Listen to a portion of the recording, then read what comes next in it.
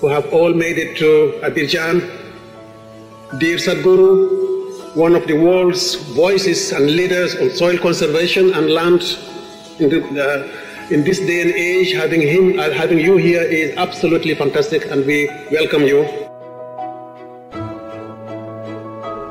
Namaskaram and good morning to everyone here. Well, in this august audience, I don't have to go about talking about all the horrific statistics we have about all the negative things that are happening with the land and soil on this planet. But as a solution, I see definitely there are many nuances to the solution and there are very important aspects which are not small in number or complexity. But I feel the most important thing if we want to achieve something is, as we have found of all the conventions, one convention which bore positive and conclusive result was the 1987 Montreal Protocol, where we focused on the ozone holes, and largely it was fixed because of single-pointed action. I think a time has come where that kind of action is needed for soil. Separating soil from every other issue, though they are significant and important, it's important that we separate soil from the other aspects, because all these other aspects are relevant to our lives only as long as soil is alive. What is it that we can do? I think the most important thing is to put some food there for the microorganisms, which is the fundamental of all life. Putting food there means organic content should rise. If you look at this across the world, not a single nation has a minimum of 3%, not even a single nation. So why can't we set this objective?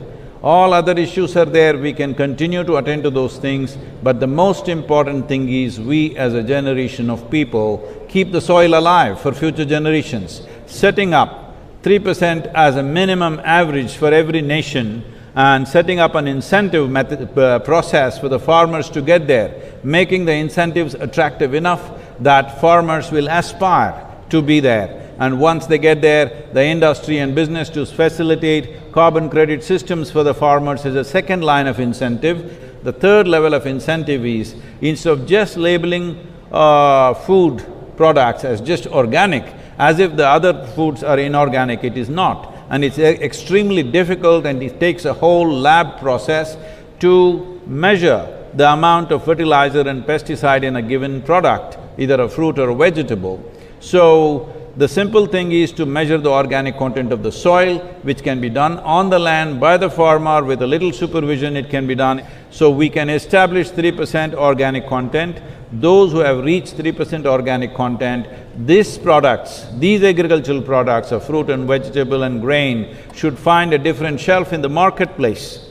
If it finds a different shelf in the marketplace, there is enough science to tell us if a field contains 3% organic content, what are the micronutrients which are present in the food, what are the health benefits, what are the preventive health benefits. I would like to see that all of us strive for this. In these complex issues and complex solutions, implementation becomes a huge challenge, because implementation has to happen on the land, and land is not managed by scientists, land is managed by farmers. So it's extremely important. It must be a single-point agenda, incentive-based agenda. If inspiration, incentives and disincentives after a certain period of time is the way forward, this is my appeal to every one of you, because I don't want this COP15 to end as one more convention with more paper and more paper.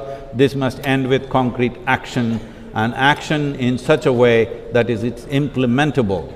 It is implementable and we will see a distinct change in the coming few years. Thank you very much for having me here.